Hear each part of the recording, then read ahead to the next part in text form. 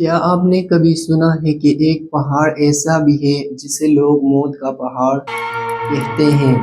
جی ہاں، یہ ہے ڈیتھ لو پاس جو روس کے پہاڑوں میں واقع ہے۔ یہاں سردیوں میں درجہ حرارت -30 ڈگری تک گر جاتا ہے۔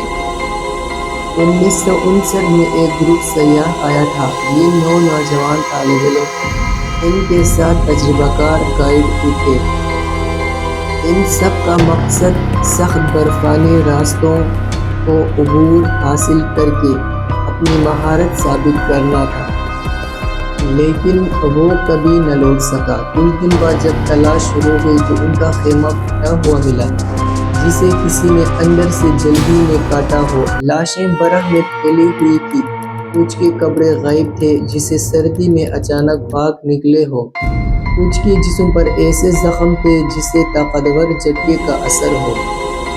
اور حیران کن یہ کہ 2 لوگوں کی آنکھیں نہیں تھیں اور ایک کی زبان غائب تھی۔ یہ واقعہ آج ایک معمہ ہے۔